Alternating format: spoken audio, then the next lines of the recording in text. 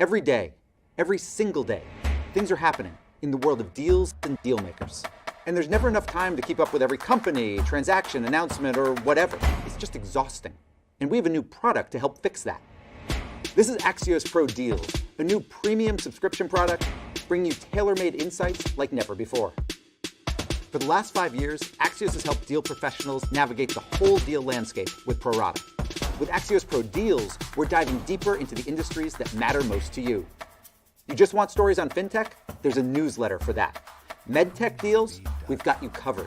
The future of retail? We'll guide you. With Axios Pro Deals, you're going to be getting all of this industry-specific insight and expert analysis at a level you simply can't get anywhere else. So if you're a venture capitalist, private equity investor, banker, trader, founder, executive, anyone who cares about deals, Axios Pro is what you need to help you understand what matters and why. Start your free trial today at AxiosPro.com.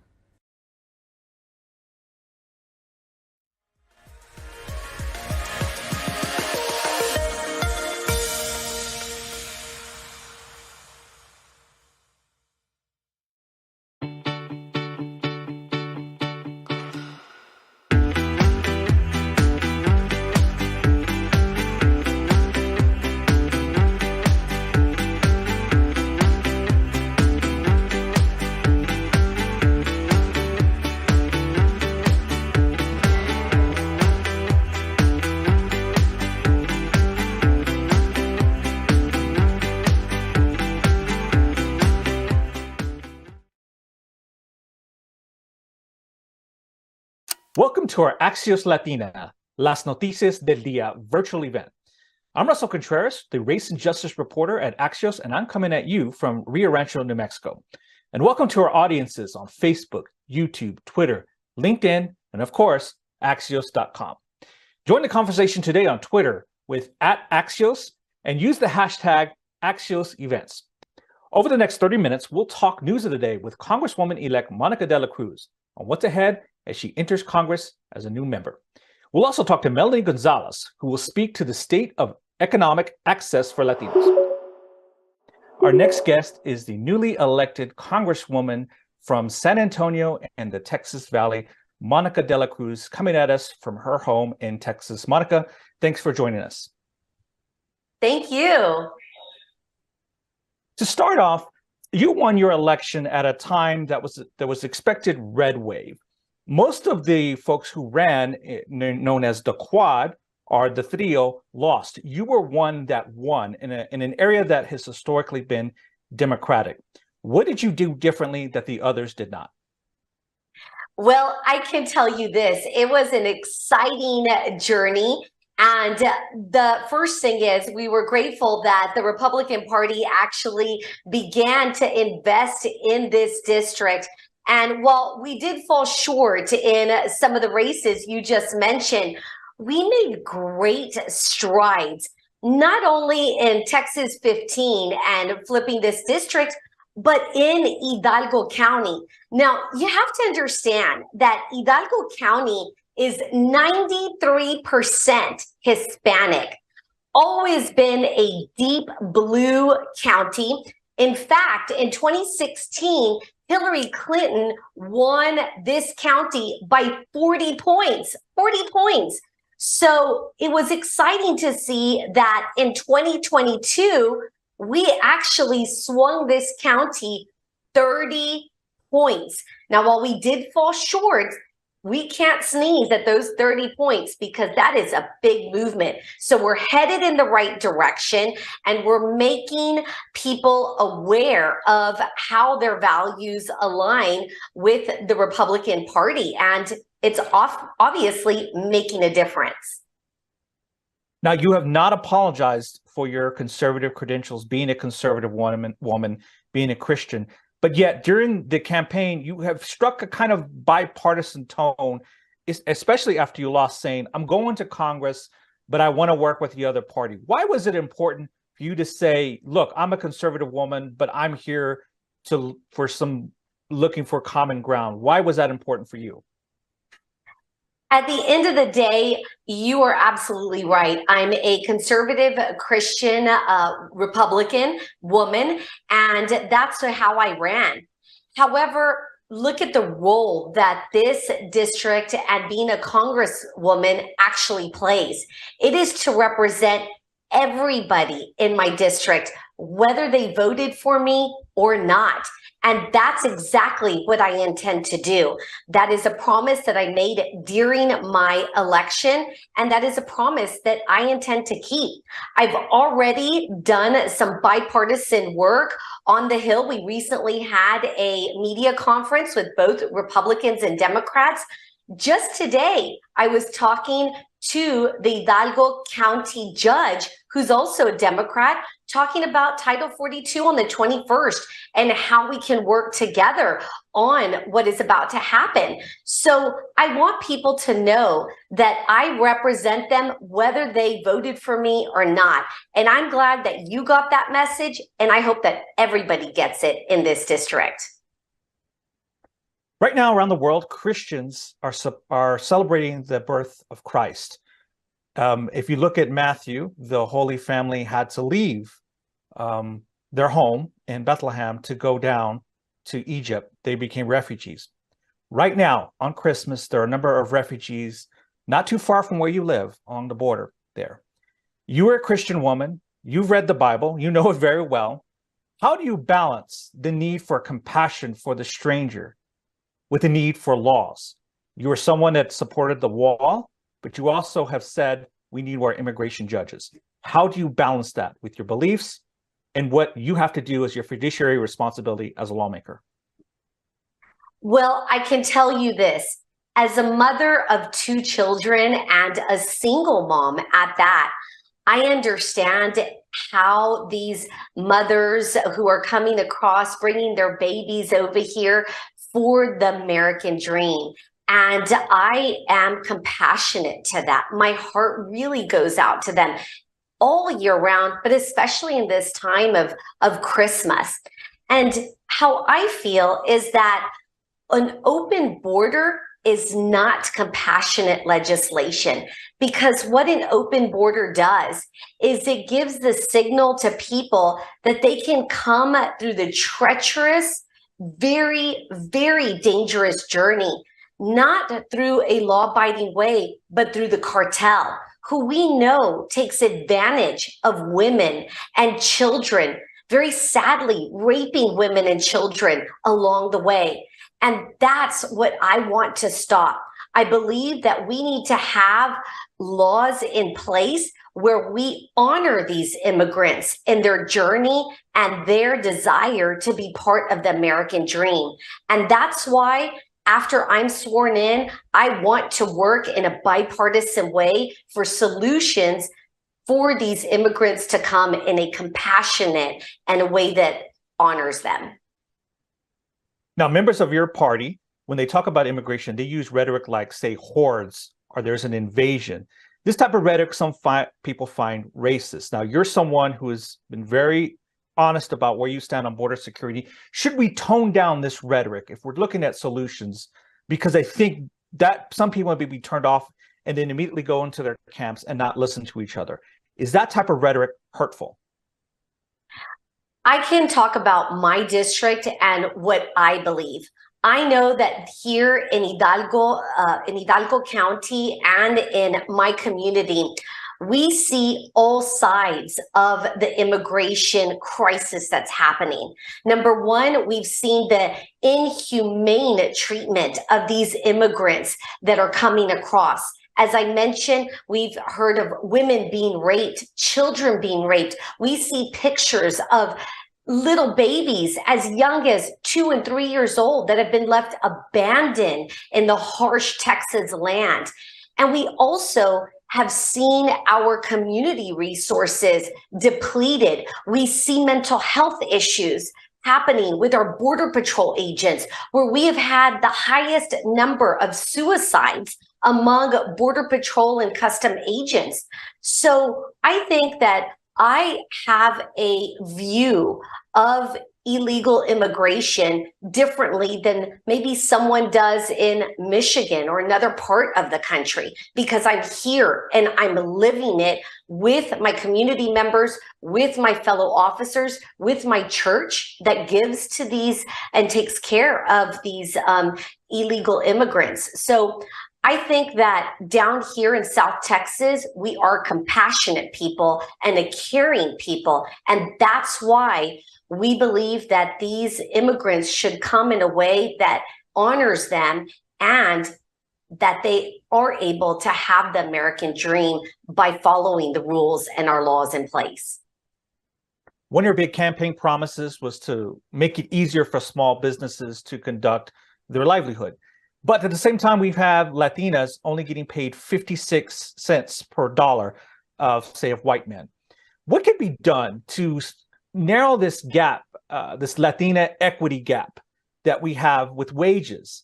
As you know, you're a small business owner, you're Latina, you probably experienced this, but what can the federal government do to make sure there's equity in pay?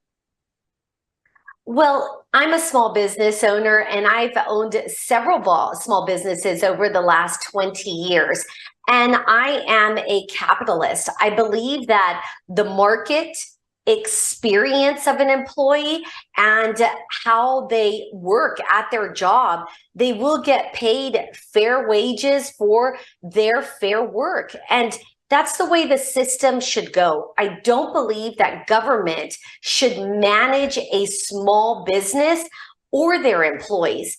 I think that as a small business owner myself, the more valuable an employee gets, the better wages they get, the better the business gets. There are Christmas bonuses. There are, I'm in sales, so there's trips as well when they achieve their goals.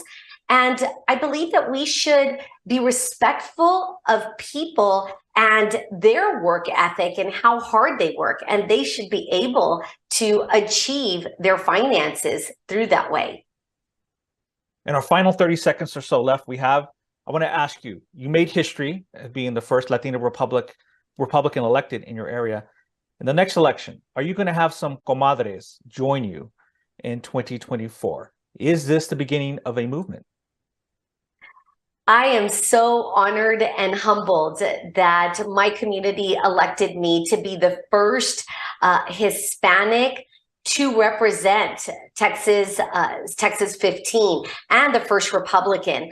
I believe that we've made great strides. And I think in 2024 that we will be able to bring more of a voice through Hispanics. And again, how their values of loving their country, their faith, and their family, how they align with the Republican Party. And I'm excited to be a leader towards that journey. Congresswoman-elect Monica de la Cruz coming to us from Hidalgo County, Texas. Thank you for joining us. Thank you. And next, a video from our sponsor, Bank of America.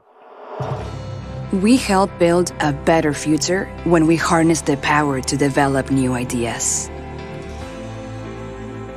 The power to demonstrate what we're made of. To be the role model our community needs. To be recognized for who we are and what we do. The power to have the same opportunities as everyone else. To break ceilings or to build bridges. To make things happen. To start something new. ¿Y tú? ¿Qué quieres lograr? What would you like the power to do?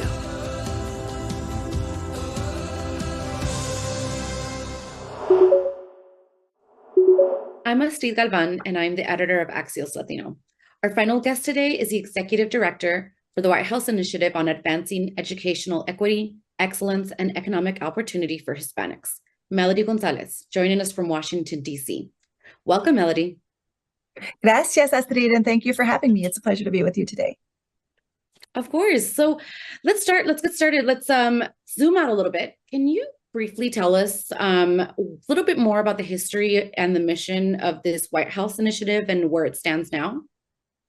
Absolutely. I am so honored to be executive director of what we call the White House Hispanic Initiative. It has existed since 1990, and every president adds their own spin to it by reinstituting an executive order.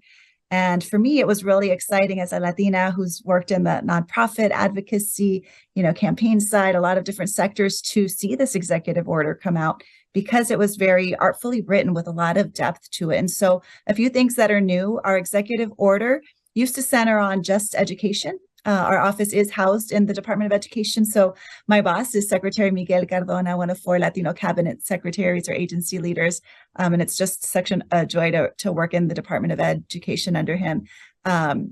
So we are now expanded. Instead of just being rooted in education, we also have equity and economic opportunity that President Biden and the administration very intentionally added into our title. And in terms of our work, we focus on a few buckets. I think about 4. One is that we have 12 cradle to career policy goals that we work on with the White House, the Department of Education, our federal colleagues, and people outside of government. We also have an interagency work group, which I'm really thrilled to be working with.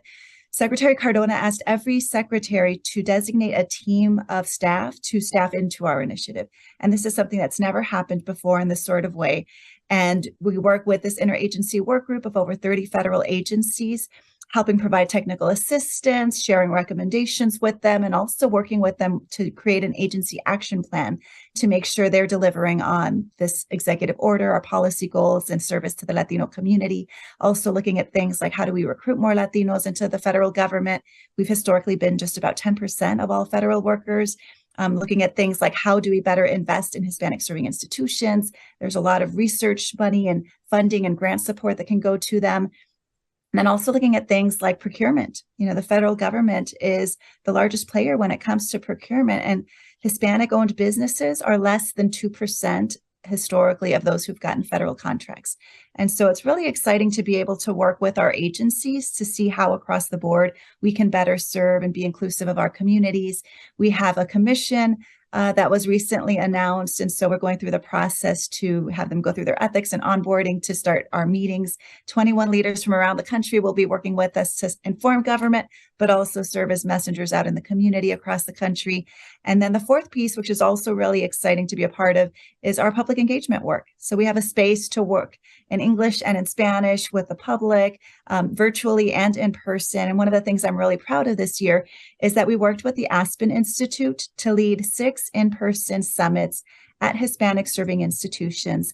And with these White House Initiative Latino Economic Summits, we were able to go out on the road into nuestra comunidad with the First Lady, 3 cabinet secretaries, a lot of federal agencies, to talk about the historic federal resources that we are putting out right now through the American Rescue Plan, bipartisan infrastructure law, and a number of other actions, and really to help encourage the community to think about how they can better tap, leverage, and advocate for use of those funds and those programs, and even apply for federal jobs to come in and join us inside government. What have you heard from people in these communities that you've been to, including my hometown of El Paso? What are people telling you? And is specifically curious about what people are telling you about education, because that is obviously such an important aspect of this whole initiative.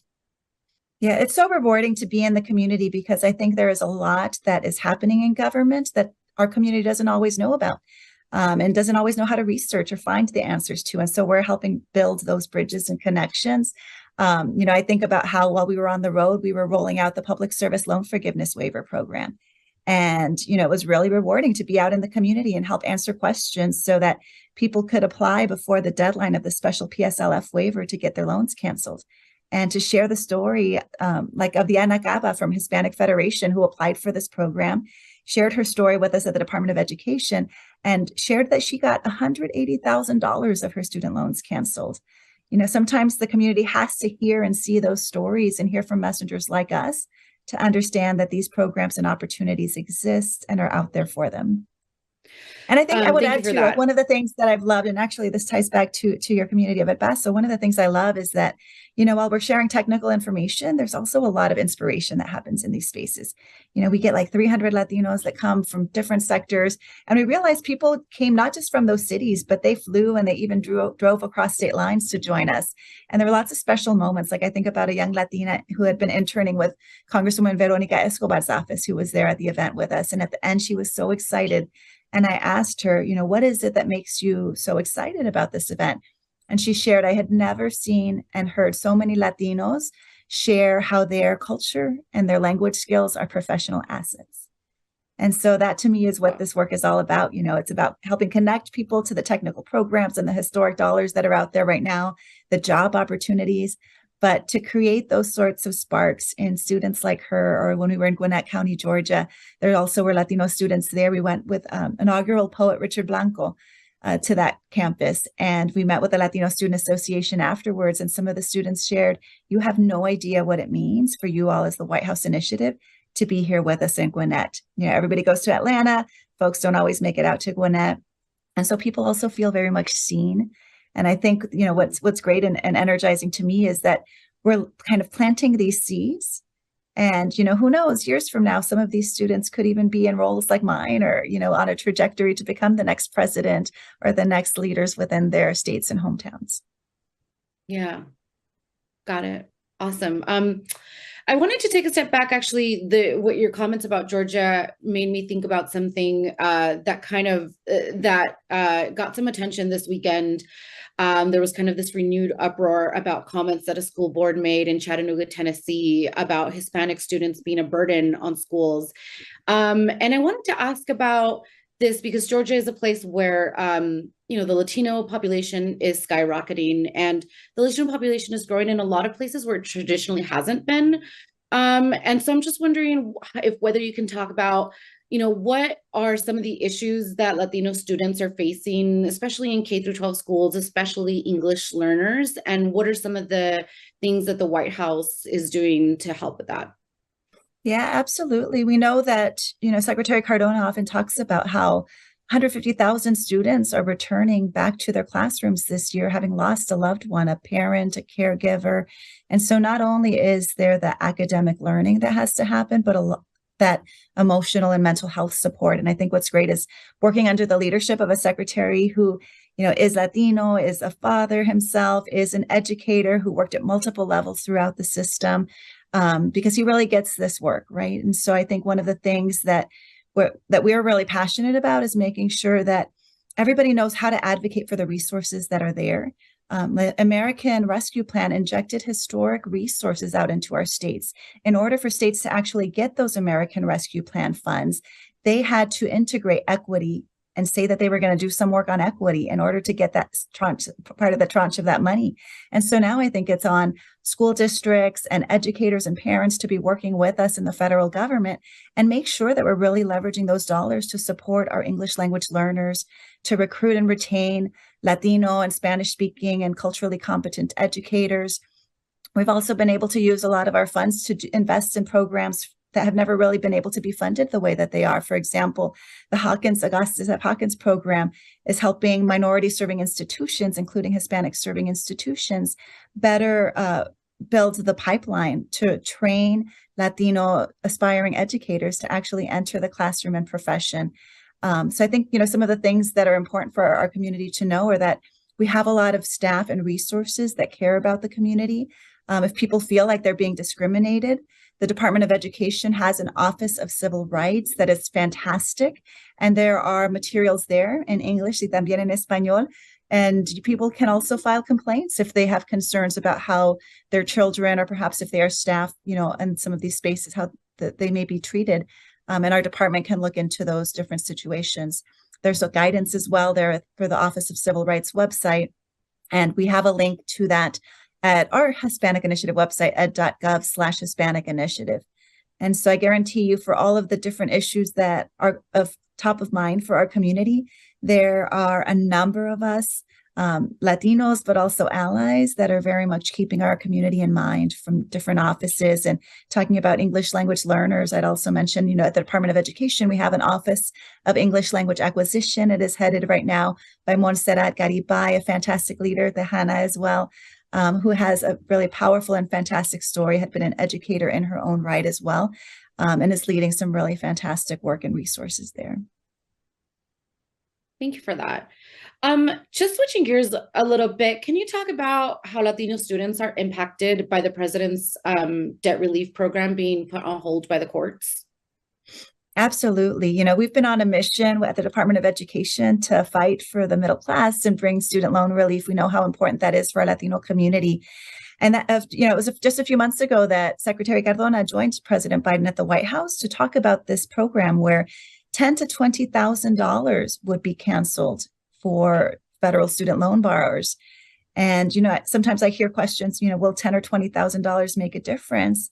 And for our Latino community, it makes a huge difference because 1 out of 2 Latinos, that's 50%, would have their student loans completely canceled, right? And while there have been legal challenges to this initiative, our department has been working really hard. This effort was grounded in legal authority. And so we're very hopeful for what the outcome will be come February.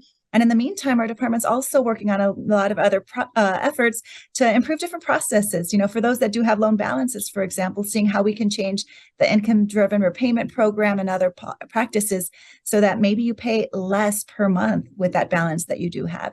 If you're a public service worker, that program still remains.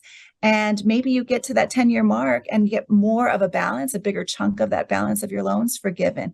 So it's really exciting to work with people who are really getting into the weeds to figure out where there are all those different opportunities to lighten the load and help people breathe a little bit easier. And that's going to be huge for us so that we can, be a community of savers, of wealth builders, of investors, and building that generational wealth that we know is so critical.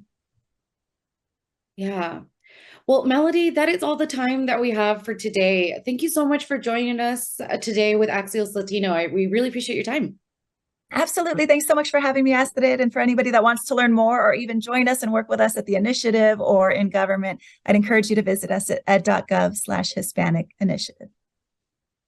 Thank you. Thank you all for joining us for another virtual conversation that has made everyone smarter, faster. And as this year's final installment of our Axios Latino series, we appreciate you joining us throughout this year as we highlighted our take on politics, business, and the economy. For more info or to sign up for the Axios Latino newsletter, visit axios.com/newsletters or the Axios app. Thank you all for joining, and we'll see you on axios.com.